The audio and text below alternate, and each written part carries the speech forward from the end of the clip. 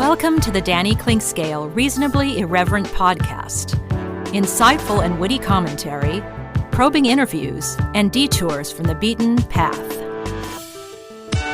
Every once in a while, we have to bring out the big dog. Yeah. Oh, God help us. It's time for Danny Unleashed. Sponsored by Easton Roofing, where integrity matters. Go to eastonroofing.com for more.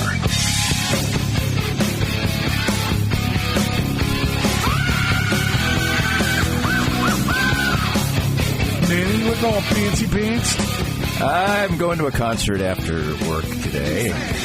I would ask what concert, but it'd be 20 minutes later. No, it's we Kansas City Jazz Orchestra at the Folly. There you go. Well, that's easy. Nice. Let's move on. There you go. The Folly, wow. Curtis knows nothing about jazz. Yeah, I think he does. Otherwise, there might be a 20... What do you know about jazz? Tell me about it. I know it's the highest form of musicianship that exists. The best players in the world. Is that right, Danny? Jazz players are generally the best players in the world at their craft. People might argue that the Van Halen family would like to work with you. They might argue that classical players are, I'd say it's certainly the toughest for a drummer. See, I'd heard that about jug bands. No? If you can play a jug, you can play anything. Yep. Right. A washboard, spoons. You can play anything. Spoons. Sure. The Darlings on Andy Griffith, they are incredible. Oh, yeah. It's real talent. Yep. That's real You talent. can play the triangle. Cowbell? Yes. Need more cowbell, certainly. It is the program here on Sports Radio 810 WHB. It is Danny Unleashed. We're proud to bring you Danny. Easton Roofing is very proud to bring you Danny Clinkscale each and every week. Easton Roofing, online at eastonroofing.com. The best in the business when it comes to your home and, yes, your business. The best in the business for your business. When it comes to the roof, right, Danny? Good. I like that. You like that? I like the verbiage. Easton offers thermal zone inspections. They can tell you right there on the spot whether there's water under your roof. You're not going to wait weeks to get the answers your business needs. And if you're a property owner, a property manager, they handle everything. Turnkey solutions for you, including parking plan, schedule, safety plan, warranty expectations, all up front. No guessing with Easton Roofing. Find them online at eastonroofing.com. Scott Scheffler, what do we make of it? It sounds probably like it was an innocent misunderstanding. I can somewhat imagine if a professional golfer comes up to the gates of the tournament and it's in the dark, there's flashing lights, he doesn't know whether that's law enforcement, or he didn't know that there had been a fatality earlier in the day with a pedestrian being hit by a shuttle bus. So it sounds like a reasonably innocent miscommunication. However, it is a little, it's murky because he was asked to stop and he kept going. Allegedly. Well, according to the police report. And also that Jeff Darlington from ESPN was right there. He was stuck in the same place. So he kind of was able to have an eyewitness account of what was going on. Scottie was going to jail, and there wasn't anything Jeff could do about it. But he did get charged with a second-degree felony for resisting arrest. Now, apparently the officer, I think, tried to grab was grabbing the vehicle and maybe slipped and fell or something like that when he moved along. So it may be a little less innocent than it looks, but most people are generally just concerned about the fact that he was able to make his tee time. Now, if there wasn't a rain delay / fatality delay, he probably wouldn't have made his tee time. But then again, the whole thing might not have happened if there hadn't been a fatality. And so he didn't. We're going to hear, I guess, a comment or two from him. And he didn't really shed any light on the incident itself and sort of leaned on the fact that it's an ongoing investigation. He just talked about his mindset being in the jail, not knowing what time it was, not knowing how far back his tee time had been delayed. But then he went out and shot 5 under par, and he's right there next to the lead, which is where Scottie Scheffler lives. He's pretty good. and this certainly didn't shake him. No, and you wouldn't figure it would shake him if it was just a complete bit of confusion and misunderstanding, which is the way he was painting it. Now, he did say he was rattled and he had a conversation with somebody to calm him down, and then once he was, calmed down, he sort of got into his mindset of thinking about whether he was going to make it to the course and have time to warm up and do all those things, and he did. There was some miscommunication, I guess, about, they couldn't find his Social Security number because he's from Texas and he's in another state, or they had some... Oh, they're secret in Texas? I don't know. There was some bad logistics that he was describing. So I don't think we really know exactly. There's no way to really know exactly what happened. He could have been belligerent. That's not in his personality, to say the least, but... That we've seen. Right. I mean, I've seen him get agitated on the golf course, but in general, he's a man who speaks often about his faith, is generally even keel, is noted for compartmentalizing his golf and his life, and everybody likes the guy too. They don't find him holier than thou. He's a regular guy. Yes, he's a man of strong faith, and people like him. So, but hey, I was it Todd Lebo always says that. We really don't, unless we're the closest person to them, we don't really know anybody. All right, let's hear it. Here's Scheffler, his opening statement of the press conference. Yeah, first of all, my sympathies go out to the family of Mr. Mills. I can't imagine what they're going through this morning. One day he's heading to the golf course to watch a tournament, and, a few moments later, he's trying to cross the street, and now he's no longer with us. So I can't imagine what they're going through. My heart, I feel for them. I'm sorry. My situation will get handled. It was just it was a chaotic situation and a big misunderstanding. And I can't comment on any of the specifics of it. So I feel like y'all are going to be disappointed, but can't comment on any specifics. But my situation will be handled. It was just a big misunderstanding. So if y'all got any questions about the golf today, I'm happy to answer them. But outside of that, I can't really get into what transpired outside of, my heart goes out to the family. Thanks, Scotty. We'll open up for questions now, starting with Marty on mic 2. How do you encapsulate everything that happened to you today? I don't really know. I feel like my head's still spinning. I can't really explain what happened this morning. I did spend some time stretching in a jail cell. That was a first for me. That was part of my warm-up. I was just sitting there waiting, and, I started going through my warm-up. I felt like there was a chance I may be able to still come out here and play, and so I started going through my routine, and I tried to get my heart rate down as much as I could today. But like I said, I still feel like my head's spinning a little bit. But, I was fortunate to be able to make it back out and play some golf today.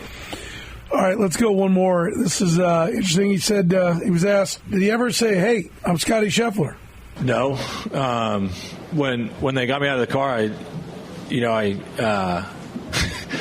like I said, it was very chaotic, and I said, I'm sorry, I'm just trying to get to my tee time, and outside of that, things escalated from there. I did numerous apologies and whatever, but like I said, it was chaotic. It's dark, it's raining, there's a lot of stuff going on. They just had an accident. I didn't know what had happened at the time, other than there was an accident. I didn't know that it was fatal, and like I said, my heart goes out to the family. But no, at no point did I try to name drop myself to diffuse the situation. I just tried to remain as calm as possible and just follow instructions. He did say that he was trying to make his tee time, so that intimates, and I think he's probably used to people knowing who he is. So if he says I'm going, I'm trying to make my tee time, and he's in Louisville, and it's the biggest event going on there this weekend. Of course, it was a rather big one previous weekend, but I think there'd be some assumption that people would know who he was. But saying I'm trying to make my tee time is, hey, I'm. This is what I got to do. He is in a way saying, yes, I'm one of the players. Yeah, right. Which is different than saying, well, also, hey, do you know who I am? He was I'm driving a car that had a big sign on the side that said tournament player. PGA tournament. It's a courtesy car, and it says right on it that it's a player in the tournament. Well, do you agree with me? Either he didn't have to wait very long, and he was just an a-hole. Like, it's just like they're moving things along, but for Scottie Scheffler, it wasn't fast enough. And so he jumped up on the median and started to go, or what are you doing there? Like, you can't just, you're putting on this event. What I said earlier today, did you hear with the Open? I did not. Okay, so I said, look, like the Advent Health Championship is going on right now. Right, yes. They do a great job. I was there yesterday. Every church around is a parking lot for it. It's a community event. Right. That little area, both Kansas and Missouri, churches in Kansas are, putting efforts together, volunteers all over the place. Rick Amos does a great job running it.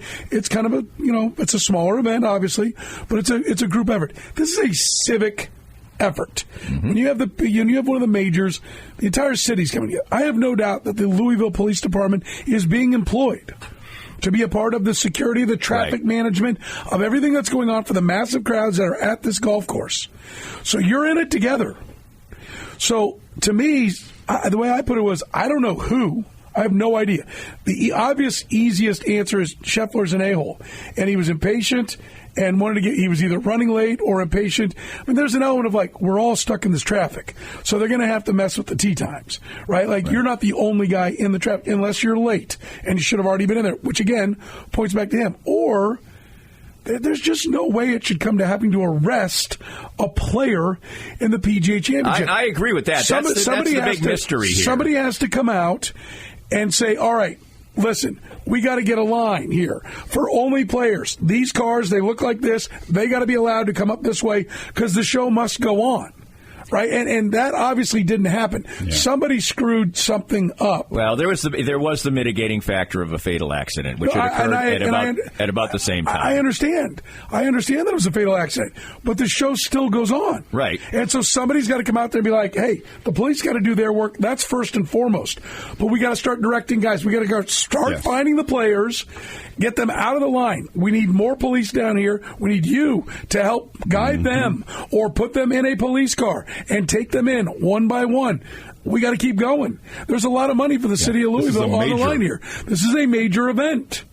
Right. I think we'll probably find out more as time goes on, just because of the reputation of Scottie Scheffler.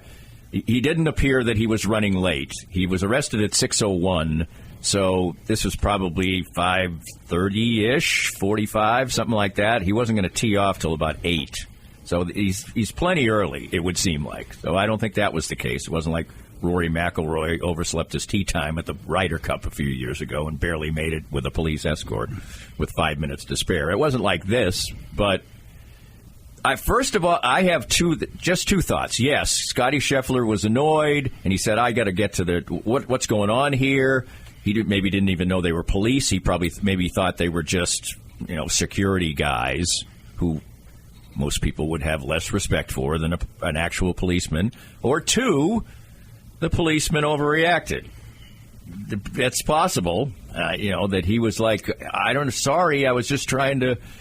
Now, I think more than a light percentage of people might drive up to this situation as a professional golfer and say, what the hell's going on here? And just say, I'm going around this.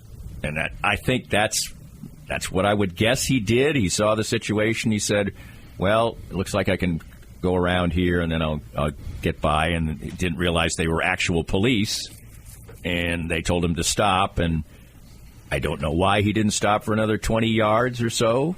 And then I don't know why when they said, according to the police reports, or at least the police accounts, they said, would you get out of the car? And apparently he didn't. And so that was when, at least according to what I've gleaned, that's when the policeman said, he rolled down his window, apparently. He wasn't getting out. Yeah. The policeman requested. So the other thing I said this morning, or said earlier, was the second most likely thing is the officer's an a-hole. Right. I think it starts with those two. Yes. And somebody's probably a jerk. Right. Or it was just a massive breakdown somewhere along the line of. I will say that something broke down if you're not finding a way to get the golfers in, unless it was like a 4-minute wait and he lost it and was like, "Oh, I'm Scottie Scheffler, I'm going in." Right. Right. If he sat in traffic for 40 minutes and he's like, "Well, at some point I got to go. I got to get in there." Right. Right. But it really probably is going to come down to one of those two guys. Right, and a clown. I would also think. Right? I would also think that, I've been to a lot of golf tournaments. The players have different kinds of access